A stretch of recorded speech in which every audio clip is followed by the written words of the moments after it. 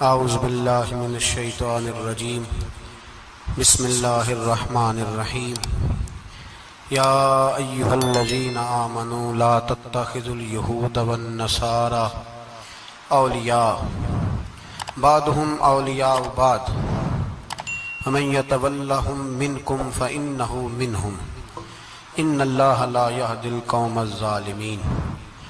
صدق اللہ العظیم وصدق رسولہ النبی الکریم۔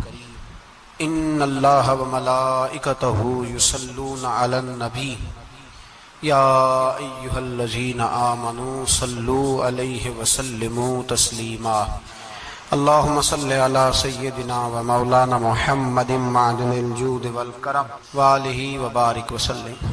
حمد و صلاۃ کے بعد سورۃ المائدہ چھٹا پارہ ہے، آیت نمبر 51۔ اللہ تبارک و تعالیٰ نے ارشاد فرمایا یا ایھا الذین آمنوا لا تتخذوا اليہود والنصارى اولیاء، اے ایمان والو یہودیوں اور عیسائیوں کو دوست نہ بناؤ۔ یہ مضمون قرآن پاک کی بہت ساری آیات میں، اس آیت کا انداز ذرا تھوڑا نرالا ہے۔ انہیں دوست نہ بناؤ، کیوں؟ اس لیے کہ بعضهم اولیاء بعض، وہ آپس میں ایک دوسرے کے دوست ہیں۔ تمہارے دوست وہ آپس میں ایک دوسرے کے دوست۔ قرآن پاک ہمارے ذہنوں پر بڑی ٹھنڈی بڑی خوبصورت دستک دیتا ہے۔ اے ایمان والو انہیں اپنا دوست نہ بناؤ، اس لیے کہ یہودی اور عیسائی آپس میں ایک دوسرے کے دوست ہیں۔ اتنا بھی کافی تھا، لیکن اللہ تبارک و تعالیٰ نے معیار ہی بدل دیا اور اتنا بڑا حکم ارشاد فرمایا۔ اس آیہ مقدسہ نے ہر چیز کو اپنے دامن میں سمیٹ کے رکھ دیا۔ یہودی اور عیسائی کو اپنا دوست نہ بناؤ، اس لیے کہ وہ آپس میں ایک دوسرے کے دوست ہیں۔ تو بات اتنی بھی کافی تھی، لیکن فرمایا اللہ تعالیٰ نے وَمَن يَتَوَلَّهُم مِّنكُمْ، جو تم میں سے انہیں اپنا دوست بنائے گا۔ تمہیں منع کر دیا ہے، ہم نے روک دیا ہے کہ دوست بنانا۔ اور اگر وَمَن يَتَوَلَّهُم مِّنكُمْ، جو تم میں سے، وَمَن يَتَوَلَّهُم مِّنكُمْ، جو بھی تم میں سے انہیں اپنا دوست بنائے گا، فَإِنَّهُ مِنْهُمْ، تو وہ انہی میں سے ہے۔ تمہیں بتا دیا ہے کہ دوست یہودی اور عیسائی کو کبھی دوست بنانا، اور اگر بناؤ گے تو پھر تم، اور پھر جو قرآن مجید نے بات اس آیہ مقدسہ کو جو ختم فرمایا تو فرمایا ان اللہ لا یہدی القوم الظالمین، بے شک اللہ ظالموں کی قوم کو ہدایت نہیں دیتا۔ ظلم کرنے والوں کے نصیب میں ہدایت نہیں ہوتی۔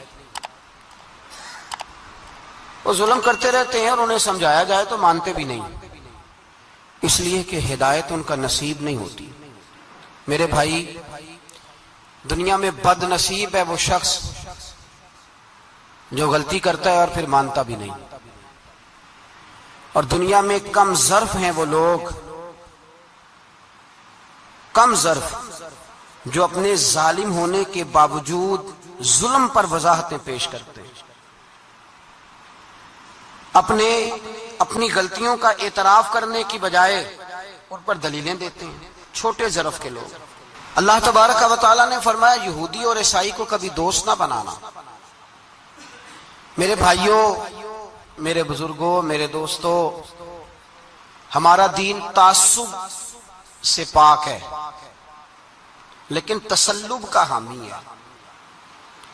تعصب کا مطلب یہ ہوتا ہے کہ کہنا مار دو دوسرے کو، برداشت ہی نہ کرو، اور تسلب کا مطلب یہ ہوتا ہے کہ اپنے دین میں پختہ ہو جاؤ، اپنے دین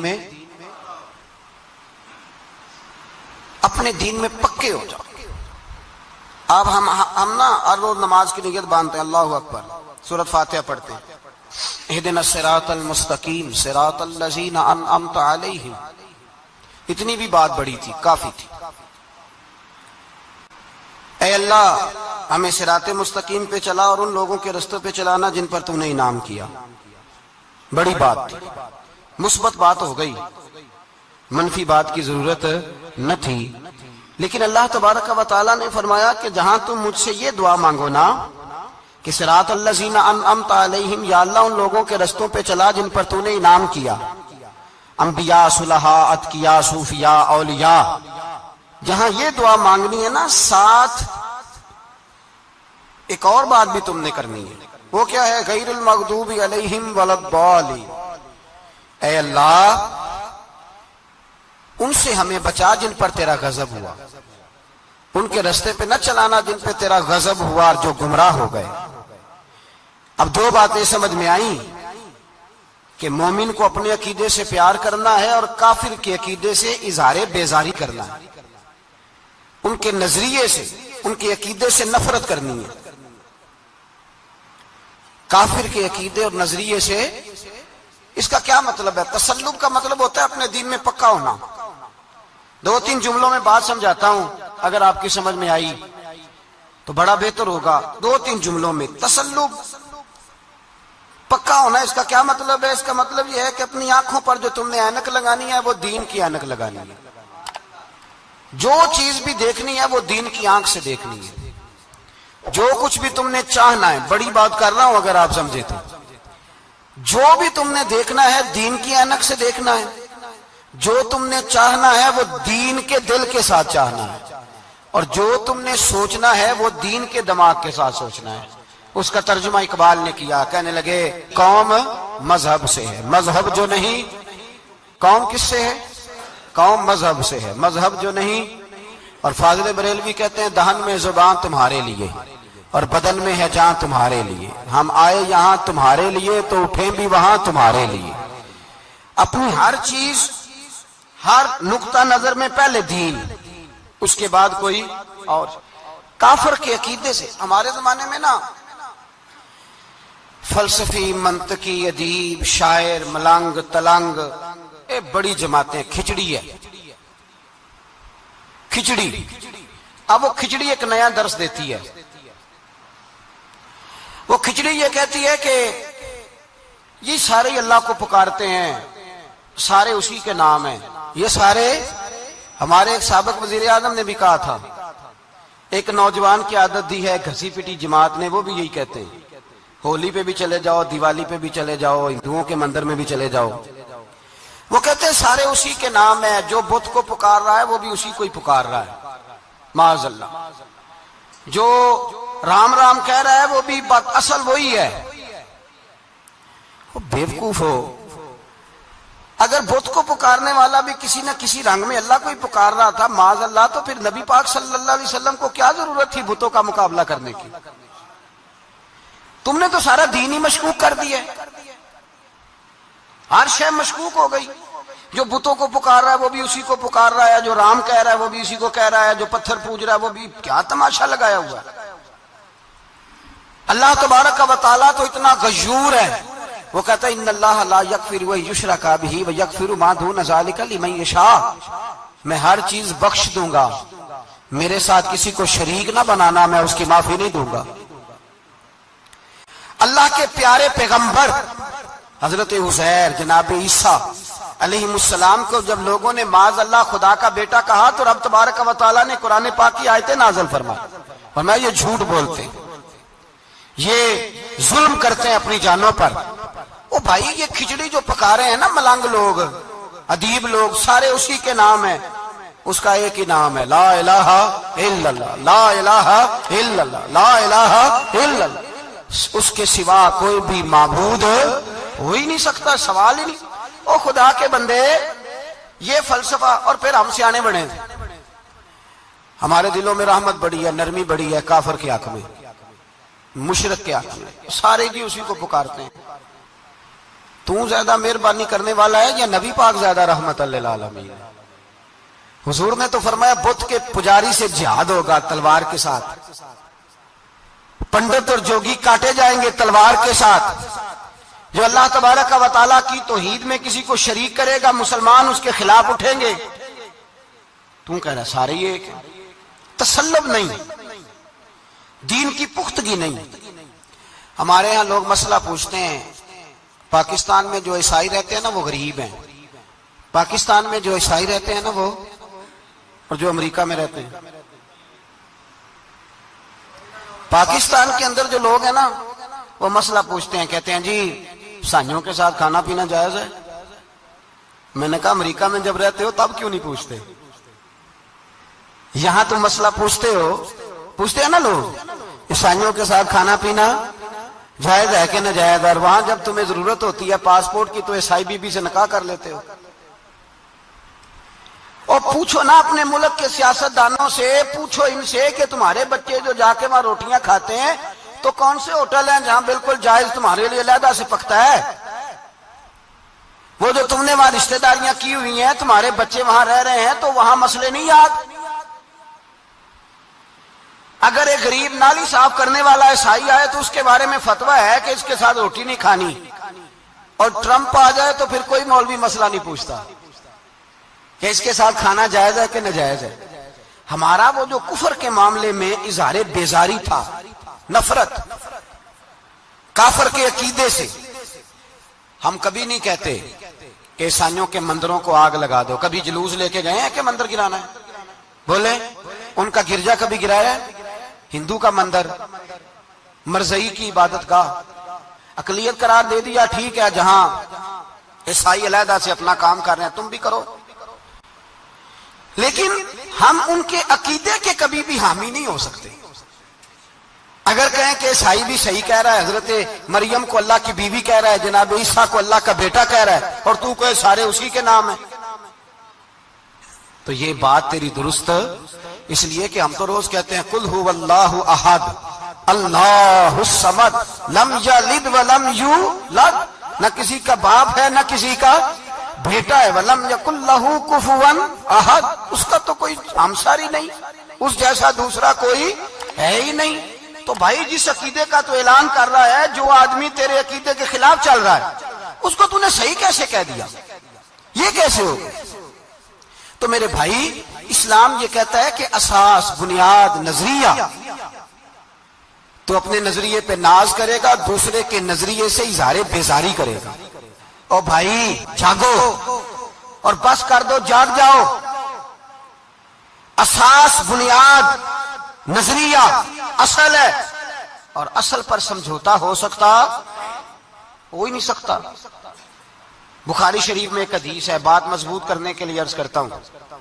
حضرت یحییٰ ایک تابعی بزرگ ہے, وہ کہتے ہیں حضرت عبداللہ ابن عمر رضی اللہ تعالیٰ عنہ میرے پاس آئے تو میں نے ان سے کہا حضور ہمارے محلے میں ایک جماعت رہتی ہے مسلمانوں کی, وہ نمازیں بھی پڑھتے ہیں, روزے بھی رکھتے ہیں, زکوٰۃ بھی دیتے ہیں, حج بھی کرتے ہیں, بس تقدیر کو نہیں مانتے. صرف ایک چیز کے انکاری ہیں, تقدیر کے. تو کیا حکم ہے؟ تو آپ فرمانے لگے ان سے کہہ دو کہ ہمارا تمہارا کوئی تعلق نہیں, ان سے کہہ دو ہمارا تمہارا کوئی رشتہ نہیں, ہمارا تمہارا کوئی کسی قسم کا رابطہ. اور فرمایا ان کو بتا دینا کہ رسول پاک کے صحابی نے فتویٰ دیا ہے جتنی مرضی نمازیں پڑھو, جتنے مرضی روزے رکھو, اور احد پہاڑ کے برابر اگر تمہارا دل کرے تو صدقے کرو, پر تمہارا کوئی عمل اللہ کی بارگاہ میں قبول نہیں جب تک تمہارا عقیدہ صحیح نہیں, جب تک تمہارا نظریہ ٹھیک نہیں, اتنی دیر تک کوئی عمل اللہ کی بارگاہ میں تمہارا قابل قبول نہیں. اساس پر, بنیاد پر کوئی سمجھوتا ہو سکتا, بنیادوں پر سمجھوتے نہیں ہوتے بھائی. اور ایک ہوتا ہے گناہگار, ایک ہوتا ہے غدار. گناہگار اور غدار میں بڑا فرق ہوتا ہے. ایک آدمی شراب پیتا ہے, کسی نے اس کو منع کیا تو اس نے کہا یار میری غلطی ہے, آئندہ نہیں پیوں گا, وہ گناہگار ہے. ایک نے کہا نہیں پینی چاہیے, وہ کافر ہے. ایک نماز نہیں پڑھتا, اس کو کہا پڑھ, بہانے لگاتا ہے کپڑے نہیں صحیح, رمضان سے شروع کروں گا, کوشش ہے بس, وہ گناہگار ہے. ایک کہتا ہے نماز پڑھنی نہیں چاہیے, وہ کافر ہے. ایک کے جیب میں پیسے تھے, حج کرنے نہیں گیا, بہت بڑا گناہ کیا. ایک کہتا ہے حج کرنا ہی نہیں چاہیے, وہ کافر ہو گیا. او بھائی گناہگار اور ہوتا ہے, غدار, دونوں میں فرق ہے. اب تو غداریاں ہو رہی ہیں سرے عام, حملے ہو رہے ہیں, حکومتوں پر پریشر ہے. یورپ ایک منٹ سے پہلے مرزئی کو ویزا دیتا ہے, قادیانی کو ویزا دیتا ہے. یہ سپر کافر ہے قادیانی اور مرزئی, اور بڑی ذمہ داری سے کہہ رہا ہوں یہ کل بھی کافر تھے, آج بھی، کل بھی کافر تھے اور آج بھی اور قیامت تک. اور اگلی بات سن لو، من شکا فی کفر ہی فقد کفر، جو ان کے کفر میں شک کرے وہ بھی کافر ہے. سن لو، یہ فتویٰ دے دینا بے شک جس کو مرضی. من شکا فی کفر ہی فقد کفر، جس بندے نے مرزئی کے قادیانی کے کافر ہونے میں شک کیا وہ بندہ بھی پکا کافر ہے، پیٹا کافر ہے جس نے ان کے کافر ہونے میں. تو جڑے آکر سانو پتہ ہی نہیں لگا اسی کی کر بیٹھے، ان کے لیے کوئی قانون نہیں. وہ جس نے کہا ہے نا مرزئی اس کا قانون بدلنا ہے، اس کو ایک پرچی تیری میری بھی شامل ہے. ایسے نہ کہنا کہ وہ بڑے بے ایمان نکلے، کافر نکلے. تو نے بھی ٹھپا لگایا ہے، تو ساتھ ہے، تو شامل ہے. جب قومی اسمبلی میں یہ قرارداد پیش ہو رہی تھی تو ان کو ووٹ دینے والے ان کے گناہ میں شریک تھے، مجرم تھے، ساتھ شامل تھے. ان کو معافی نہیں ملے گی، ان کو لمبی توبہ کرنی پڑے گی اللہ کی بارگاہ میں. انہیں آنسو بہانے پڑیں گے ان کو ٹھپے لگانے کی وجہ سے. بچ نہ جایا کرو کہ حکمران برے ہیں تو ہم بڑے نیک پرہیزگار ہیں. ٹھپے لگانے والے ساتھ شریک ہے جرم. کہتے پتہ ہی نہیں چلا. کیسے پتہ نہیں چلا؟ کیسے پتہ نہیں چلا؟ یہ تو جو مدہوش ہوتے ہیں انہیں پتہ چل جاتا ہے یہ نبی پاک کی عزت کی بات ہو رہی ہے. بندہ مدہوش ہو نا، مدہوش بے ہوش ہو مسلمان، رسول اللہ کی بات ہو تو اس کی بھی آنکھیں کھل جایا کرتی ہے. اور تم جاگتے پڑھے لکھے اسمبلیوں میں بیٹھے مالدار، تم پتہ ہی نہیں چلا قانون بدل گیا، خبر ہی نہیں ہوئی. یہ دھوکہ کسی اور کو دینا. ہم تمہارے ان دھوکوں میں آنے والے کسی اور کو سنانا کہانیاں. ہمیں نہیں سمجھ آتی تمہاری کہانیاں. کہتے غلطی ہو گئی، بھول گئے.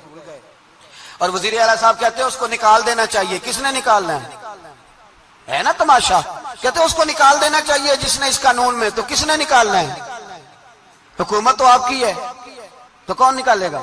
شرم کرو، مر جاؤ ڈوب کے. یہ تمہارا طریقہ ہے؟ جرم کرتے اور جرم کر کے کہتے ہو نہیں نکال دینا. کون نکالے گا؟ نکالو، پتہ چلے تمہارا. امیر ملت پیر جماعت علی شاہ صاحب محدث علی پوری رحمت اللہ علیہ، پیر صاحب فرماتے ہیں جب پاکستان بن رہا تھا تو ہم نبی پاک صلی اللہ علیہ وسلم کی عظمتیں بیان کیا کرتے تھے. ہم کہتے تھے لوگوں پاکستان بنے گا تو اس میں نبی پاک کا نظام آئے گا، غریب امیر کا فرق مٹ جائے گا، اس میں کوئی برادری نہیں ہوگی، ایک برادری ہوگی جس کا نام مسلمان ہوگا. اس میں چھوٹا بڑا امیر غریب ایک ہی صف میں کھڑے ہو گئے، محمود و ایاز، نہ کوئی بندہ رہا نہ کوئی بندہ نواز. یہ پاکستان ہوگا. اور کہتے ہیں ہندو پنڈت تقریریں کرتے تھے وہ وہاں نبی پاک کا نظام نافذ ہوگا، معاذ اللہ ہاتھ کٹیں گے، گردنیں کٹیں گی. بڑا وہ معاذ اللہ مخالفت کرتے تھے. وہ کیا پتا تھا کہ بعد میں یہاں بھی سارے وہی تماشے ہوں گے جو وہ کہہ رہے ہیں. تو پیر صاحب کہتے ہیں کہ جگہ ہندوؤں کا جلسہ تھا، ہندوؤں کا پنڈت تقریر کر رہا تھا، وہاں سارے ہندو بیٹھے تھے. تو اس پنڈت نے نا تقریر کرتے کرتے نبی پاک کی شان میں کوئی بے ادبی کر دی معاذ اللہ. چونکہ سارے ہندو تھے، کوئی مسلمان نہیں تھا. ایک ملنگ بیٹھا تھا دور، اس نے دوری ڈنڈا پکڑا ہوا تھا اور کوئی اپنی موج کا کام کر رہا تھا. آپ کو پتا ہے ان کے پاس جو ڈنڈا ہوتا ہے بڑا رنگین ہوتا ہے، کوئی اسپیشل بنایا ہوتا ہے انہوں نے. تو بیٹھا تھا ملنگ. میں نے کہا بے ہوش بھی ہو نا، جو بے ہوش ہو مسلمان، رسول اللہ کا نام آئے تو اس کی بھی آنکھیں کھل جایا کرتی ہے. تیری بند کی باندھی رہ گئی ہے، کیسے ہو گیا؟ ہاتھ میں ڈنڈا تھا اور وہ اپنے کام لگا ہوا تھا. جب اس کے کانوں میں سپیکر کی آواز آئی نا کہ نبی پاک کے بارے میں بات کی ہے تو ڈنڈا اٹھایا، پیچھے سے اسٹیج پہ چڑھ گیا. اور ہندوؤں نے سمجھا ملنگ آدمی ہے، اس نے کیا کرنا ہے. آیا پنڈت کے پاس اور وہ کہتا ہے میں نے 3 ڈنڈے اتنی زور سے مارے کہ چوتھے کی ضرورت ہی نہ پڑی. اتنی زور سے 3 ڈنڈے سر پہ مارے کہ چوتھے کی ضرورت ہے اس کی پھر آواز ہی نکلی. مر گیا وہ. مجھے پکڑا، جیل میں پھینک دیا. امیر ملت پیر جماعت علی شاہ صاحب کہتے ہیں میں امرتسر کی جیل میں ملنے گیا اور میں نے اس کے سامنے کھڑے ہو کے کہا، میں نے کہا بے لیا، نہ تو نماز پڑھے، نہ تو روزہ رکھے، نہ تو مسجد آئے، نہ تو کوئی اور کام کرے، اور اتنا بڑا تو نے کام کیا، گستاخ مار دیا. تو پیر صاحب کہتے ہیں وہ ملنگ اپنے پیروں پہ اٹھ کے کھڑا ہو گیا اور اس کی آنکھوں میں آنسو تھے اور میری طرف دیکھ کے کہنے لگا پیر جی میں لمیاں گلاں تے نہیں آندیاں، میں انپڑھا چوکھا تے نے مینوں پتا گناہگار ہاں، بڑا گناہگار ہاں، بڑا گناہگار ہاں، بڑا گناہگار، بڑا گناہگار ہاں، پر قسم اللہ دی عزت دی میں گناہگار ہاں پر اپنے نبی دا غدار نہیں، گناہگار ہاں پر رسول اللہ دا غدار کوئی بات نہیں. اگر کوتاہیاں کرتا ہوں تو یہ تو نہیں نہ ہو سکتا کہ اونچی اور سچی سرکار کی کو میرے سامنے بے ادبی کر کے چلا جائے. یہ تینوں پتہ ہی نہیں لگا, تو کہتا خبر ہی نہیں ہوئی, کب ہو گیا پتہ ہی نہیں تھا. وضاحتیں دیتا پھرتا ہے. اور کچھ مولوی ملا جو دھبا ہے دین کے نام پہ, وہ وضاحتیں دیتے پھرتے ہیں, کہتے ہیں مناظرے کر لو, شرم کرو. دین کے نام پر ووٹ مانگ کے اسمبلیوں میں جاتے ہو اور وہاں جا کے ان بھائی مانوں کی گودوں میں بیٹھ جاتے ہو, تمہیں حیا نہیں آتی. اور نبی پاک کی بات آئے تو پھر بھی تمہاری غیرت جوش نہیں مارتی, پھر بھی دلیلیں دیتے پھرتے ہو. میرے رسول پاک علیہ الصلوۃ والسلام کے غلاموں, یاد رکھو, دین میں تسلط پیدا کرو, مضبوطی. کل لوگ مسئلے پوچھا کرتے تھے کہ صحابی کا اہل بیت کا بے ادب ہے تو اس کے جنازے پہ جائیں کہ نہ جائیں. اب نہیں لوگ پوچھتے, اب ہمارے دلوں میں فتوے زیادہ آ گئے ہیں, مرضی کرتے پھرتے. ہمارا بچہ کسی بد مذہب کی مسجد میں جاتا ہے, ہم کہتے ہیں نہیں نہیں ویسے ہی جاتا ہے. تجھ سے پوچھا جائے گا, اس دن پتا چلے گا. جس دن تم مرے گا تو تیرے لیے دعا بھی نہیں کرے گا, تیری قبر پہ بھی نہیں جائے گا, تجھے پتا چلے گا اس دن کہ ویسے ہی جاتا ہے کہ ایسے جاتا ہے. کوئی پابندی نہیں, کوئی تسلط بھی نہیں, عقیدے میں ایمان میں کوئی پختگی نہیں. ہمیں خیال ہی نہیں کہ کدھر جا رہی ہیں اولادیں, سوچتے ہی نہیں ہم. خیال ہونا چاہیے, سمجھ ہونی چاہیے. میرے رسول پاک علیہ الصلوۃ والسلام کے صحابہ میں تسلط تھا, تسلط. سگی اماں بھی اگر بے ایمان ہوتی تھی تو صحابہ قریب نہیں آنے دیتے. حضرت اسماء بنت ابی بکر صدیق, ان کی ماں مشرکہ تھی. جناب صدیق اکبر کی ایک زوجہ حضرت ابو بکر نے طلاق دے دی. کچھ عرصے کے بعد وہ اپنی بیٹی کو ملنے آئی, ماں بیٹی سے ملنے آئی تو حضرت اسماء بنت ابو بکر کو پیغام بھیجا, کہا بیٹے میں تجھے ملنا چاہتی ہوں. تو کہا اماں ذرا ٹھہر جا, پہلے میں اپنے نبی سے پوچھ لوں. پہلے اپنے, ماں بعد میں ہے, نبی پہلے ہے. پہلے حضرت اسماء حضور کی بارگاہ میں گئی, یا رسول اللہ میری اماں ملنا چاہتی ہے, اور مشرکہ ہے, حکم کیا ہے؟ فرمایا تو ماں کی حیثیت سے مل سکتی ہے. انہوں نے تو سگے ماں باپ سے ناطے توڑ لیے, سگے رشتہ داروں سے, اور تو ان سے دوستیاں ختم نہیں کر سکتا, تیرا تعلق بھی نہیں. نہیں, سارے اسی کو پکارتے ہیں, سارے ایک ہی ہیں.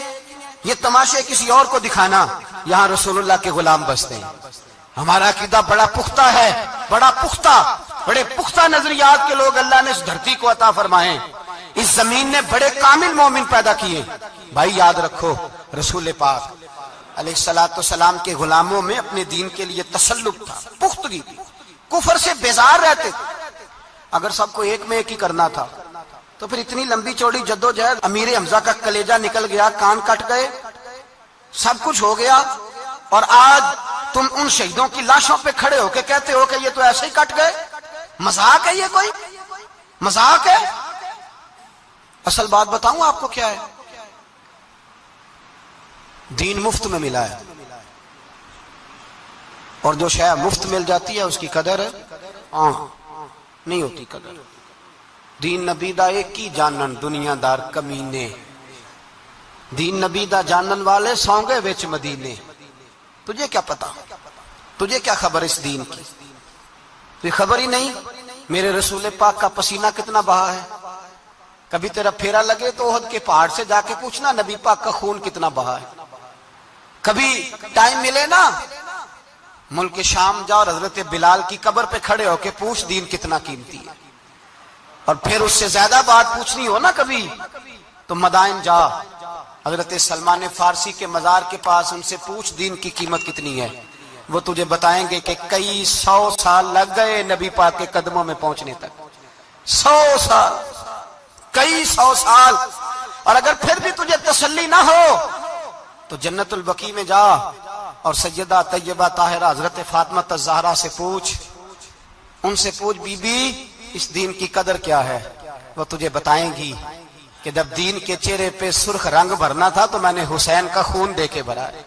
وہ تجھے بتائیں گی کہ اس دین کو جب پینٹ کرنا تھا تو میں نے جناب علی اصغر کے بازوؤں کے ساتھ مصوری کی ہے. وہ آسان سمجھ رکھا ہے لوگوں نے, آسان سمجھ رکھا ہے. کہا تم کٹ گئے, اور آج اٹھنے والا صوفی اور درویش کہتا ہے سارے ایک ہی ہیں, سارے اسی کو مانتے ہیں.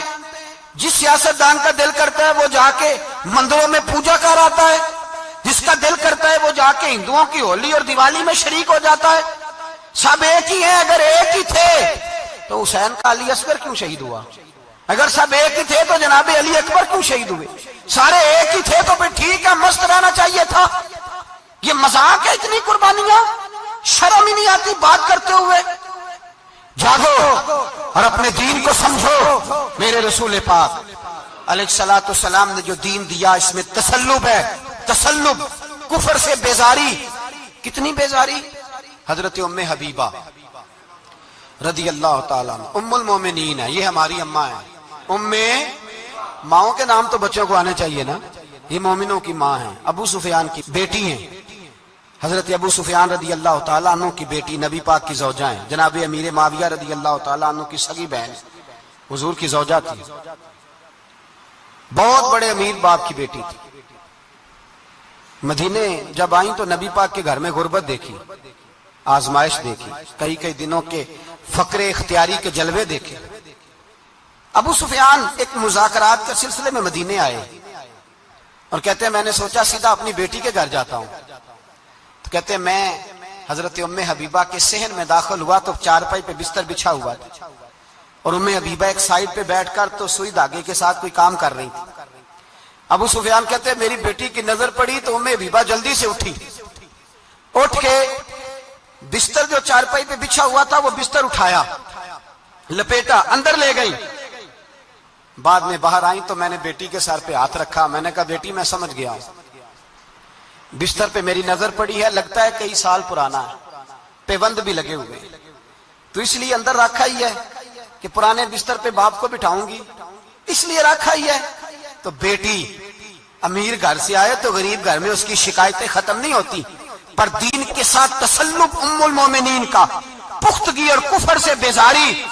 کہنے لگی ابا جی ابھی آپ کافر ہیں نا، تو آپ کی سوچ ابھی بدلی نہیں، میں اس لیے نہیں بستر اندر رکھ کے آئی کہ آپ کے قابل نہیں تھا، میں تو اس لیے رکھا ہوں کہ وہ میرے نبی کا پاک بستر ہے اور آپ ناپاک ہیں، وہ پاک بستر ہے۔ انما المشرکون نجس، مشرک ناپاک ہوتا ہے، باپ ہونا علیحدہ بات ہے، لیکن میرے دل میں باپ کی قدر بعد میں ہے میرے دل میں، اور رسول اللہ کے بستر کی قدر پہلے ہے، رسول اللہ کی نہیں، رسول اللہ کے بستر کی قدر ہے کہ باپ بیٹھنا جائے۔ اتنی نفرت مشرک سے، اتنا اظہار، وہ باپ بھی ہو تو اتنی نفرت۔ لوگوں نے پیچے ڈالے ہوئے پیار کے، محبت کی پینگیں چڑھا رہے ہیں اور سارے یہ کہیں گے سب صحیح ہے، اور ہمارے دلوں میں نرمی۔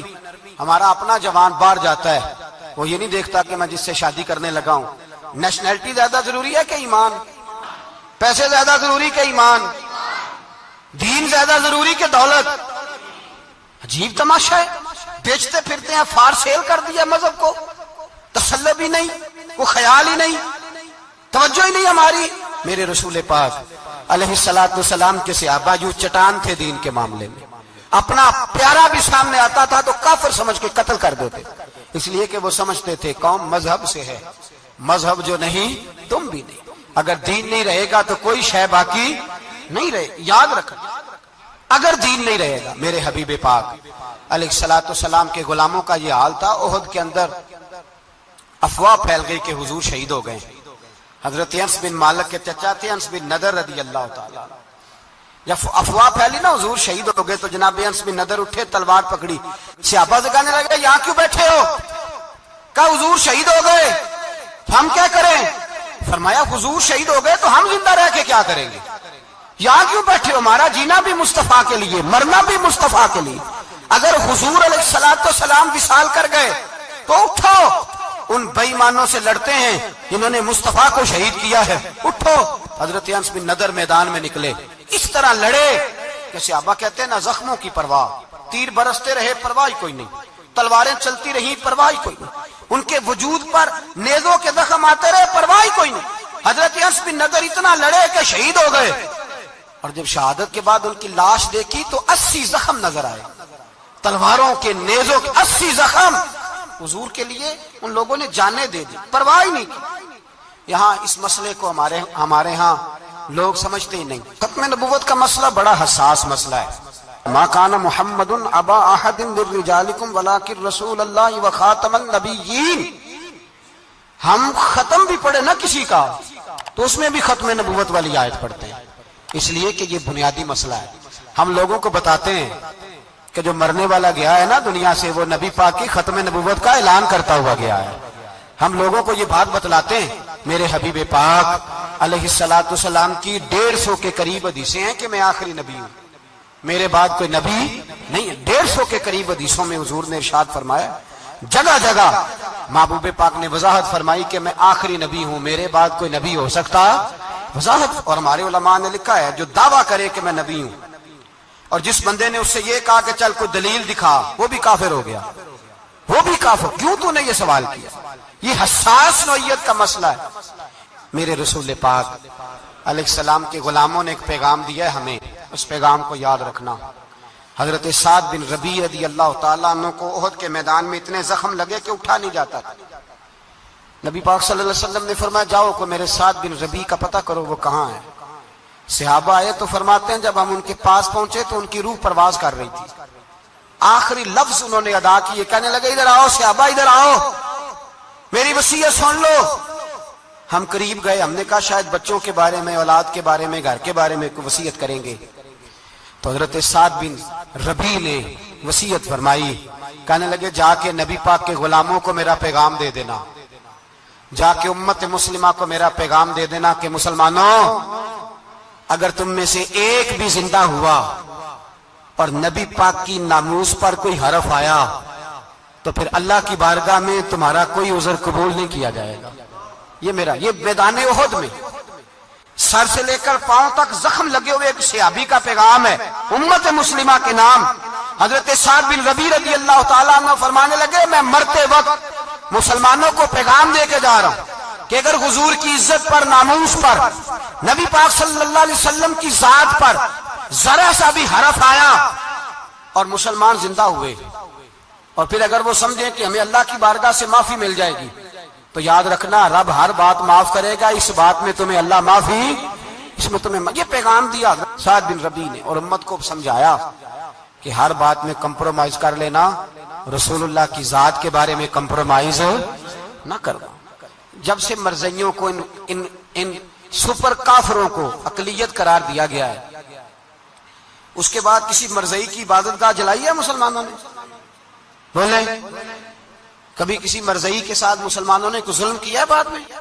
ٹھیک ہے اپنی عبادت کر رہے ہیں جس طرح بھی کر رہے ہیں، باقی اقلیتیں بھی رہ رہیں۔ کبھی دوبارہ علماء نے یہ تحریک چلائی ہے کہ انہیں پاکستان سے نکالو، یہ کیوں بستے ہیں یہاں؟ اقلیت ہے تو رہنے دو۔ جو بے ایمان ہے، کافر ہے، اسے گھسیٹ کے دین میں کیوں لاتے ہو جب وہ آنا نہیں چاہ رہا؟ انہوں نے اس کانے بے ایمان کو نبی مانا ہوا ہے، وہ اس کو پیغمبر مانتے ہیں، کبھی ذلی نبی مانتے ہیں، کبھی بروزی نبی مانتے ہیں، پوری دنیا میں نیٹ ورک بنایا ہوا ہے، ہر جگہ ڈنڈورا پیٹتے پھرتے ہیں۔ وہ کہتے ہیں خاتم النبیین کا معنی یہ ہے کہ نبی پاک تو مہرے لگانے آئے ہیں، بڑے نبی آ سکتے ہیں۔ ان کا عقیدہ یہ ہے کہ مرزا مستقل نبی نہیں تھا، وہ حضور کا سایہ بن کے آیا تھا۔ وہ معاذ اللہ جس نبی کا اللہ پاک نے ظاہری حیات میں سایہ نہیں بنایا، یہ کانا سایہ بنے گا نبی پاک کا؟ اس بے ایمان کو وہ اپنا پیشوا مانتے ہیں۔ چلو چھوڑو، جو کافر کو اپنا پیشوا مانے وہ بندہ صحیح ہوتا ہے؟ چلو نبی نام بھی مانے، پیشوا مانے، وہ صحیح ہوتا ہے؟ اتنے پکے بے ایمانوں اور کافروں کو تم لوگوں نے گنجائش دینے کے لیے صرف مغربی یہ جو بنانا چاہتے ہیں نا، یہ اپنے اوپر سے لیبل اتارنا چاہتے ہیں کہ نہیں جی نہیں ہم تو سب کو لے کے، وہ تو کئی دفعہ کہہ چکے ہیں جی سارے اسی کو پکارتے ہیں۔ نہ، سارے اسی کو نہیں پکارتے، اس کو اگر صحیح پکارتے ہیں تو مسلمان پکارتے ہیں، باقی اس کو صحیح پکارتے کہ جھوٹ بولتے ہیں، ملاوٹ کرتے ہیں، شرک کرتے ہیں، کفر کرتے ہیں، اور اللہ کی بارگاہ میں کفر و شرک کی کوئی معافی۔ یہ دنیا کو بتانا چاہتے ہیں نہیں جی نہیں ہم بڑے نرم ہیں، ہم بڑے ایسے ہیں، ہم کوئی نرم نہیں، کوئی نرم نہیں، ہم نرم ہیں رحماء بینہم۔ لیکن اگر عقیدوں کو چھیڑو گے، رسول اللہ کی عزت اور ناموس اور ختم نبوت کو چھیڑو گے تو اقبال کہتے ہیں ہم بڑے نرم ہیں، اتنے نرم ہیں جیسے ریشم ہوتا ہے، وہ ہلکا ہے یاراں تو بریشم کی طرح نرم، اور رزم حق کو باطل ہو تو فولاد ہے مومن۔ پھر ہم نرم نہیں، پھر ہمارے اندر بڑی سختی ہے، بڑی سختی۔ حضرت ابوبکر صدیق سب سے زیادہ نرم تھے، پر ختم نبوت کا معاملہ آیا تو سب سے زیادہ سخت حضرت ابوبکر صدیق ثابت ہوئے، سب سے زیادہ۔ ہم بڑے سخت ہیں، بڑے سخت۔ چیک نہ کیا کرو مسلمانوں کے ایمان کو، ٹٹولا نہ کرو۔ میری آپ سے بھی اپیل ہے کہ ایسے ہی کو بندہ اگر آپ کے گھر آ جائے نا اور آ کے کہے میں فلاں صاحب ہوں تو روب میں نہ آیا کرو، उससे पहले पूछा करो, यूं तो सैयद भी हो, मिर्जा भी हो, अफगान भी हो, तुम सभी कुछ हो, बताओ कि मुसलमान भी हो। बस कर दें, अब बस कर दें। उन लोगों के हाथ मजबूत कर दें जो हाथ बढ़ाते हैं तो नबी पाक की खत्म नबूवत पे ही डाल लेते। उनके हाथ मजबूत करने बंद करो, बंद करो उन जालिमों के हाथ मजबूत करने। हुजूर आखिरी नबी है, बोलिए नबी पाक, सारे बोलिए हुजूर। हुजूर के बाद जो किसी और को नबी माने वो कल भी काफिर था, आज भी, कयामत तक वो। जो उसके कुफर में शक करे वो भी, जो मिर्ज़ई कादियानी के कुफर में शक करे वो भी काफिर है। मर जाए तो मुसलमानों के उस कब्रिस्तान में उसका दफन होना जायज है, मुसलमान का उसके लिए ताज़ियत करना जायज है, मुसलमान का उसके दिल उसके हक में नरमी पैदा करना जायज है। नहीं, मुसलमान का उस शख्स के बारे में किसी किस्म की गुंजाइश देना जायज है। कल भी काफिर थे, आज भी काफिर है, कयामत तक काफिर रहेंगे। मुसलमान वो रहेगा जो कहेगा कि नबी की हर शान को हम मानते हैं। हुजूर खातमुन नबीयीन है, जुबान से इकरार करते हैं और दिल से उस पर ईमान लाते हैं, वो बंदा मुसलमान रहेगा। हम हुकूमतों को समझाते हैं, अपनी कब्रें खराब ना करो, अपनी आखिरत तबाह ना करो, ना बस थोड़ा सा वक्त है, तुम्हारे बाप दादा मर गए, उनका नाम भी कोई नहीं लेता, तुम भी दुनिया से जाओगे। खुदारा हम तुम्हें समझाते हैं, हम दर्दमंदाना अपील करते हैं, अपनी आखिरत बचाओ। ये असेंबलियां चंद रोजा, ये हुकूमतें चंद रोजा। उधर जाके देख लो, शदरे में वक्त का बादशाह लेटा है, लेकिन कोई नहीं जाता। बादशाह था, उठता था तो दुनिया उठती थी, बैठता था तो दुनिया बैठ जाती थी। आज हमारे बहुत सारे नौजवानों को पता नहीं कि उस किसी बादशाह की कब्र भी है, बहुत बड़ा मकबरा बना, बड़ी सैरगाह बनी है, पर कोई जाता नहीं। चंद कदम रावी क्रॉस करके देख लो, दाता अली अजमेरी लेटे हुए। एक दिन के लिए भी छोटी सी असेंबली के मेंबर भी नहीं बने। मीरा ना अमीरा दे, दीवे बल दे नहीं सदा फकीरा दे। ना वो वाली हुकूमत करो इसके बाद तुम्हारी फातिहा भी कोई ना पढ़े। और जा जाके देख ले, दाता साहब की कब्र के चारों जानब फटियां लगी हुई हैं, सारा दिन सारी रात अल्लाह का कुरान पढ़ा जाता है, दिन रात वहां दुरूद पढ़े जाते हैं, उनको इसाले सवाब किया जाता है। ये वाली जिंदगी जी, वापस आ जा, ना अपनी आखिरत खराब कर, भज जा, वक्त की हुक्मरान लौटा, रसूलुल्लाह के कदमों में बैठो, ऐलान करो, बगावत करो नबी पाक के दुश्मनों के खिलाफ, और हुजूर के सच्चे गुलाम बन के जियो। अगर सच्चे गुलाम बनोगे तो हजरत उमर बिन अब्दुल अजीज की तरह तुम्हारे तज़किरे मिंबरों पे रहेंगे, और अगर गद्दारी करोगे, गद्दारी, तो यजीद की तरह तुम्हारी अपनी औलादें भी तुम्हारा नाम नहीं लेंगी, अपनी औलादें भी तुम्हारे तज़किरे छोड़ जाएंगी। याद रखना, अल्लाह की लाठी बड़ी बेआवाज है, कुल्लु मन अलैहा फान, फना कर देता है हर चीज को। दुआ है अल्लाह हमें समझने की तौफीक अता फरमाए।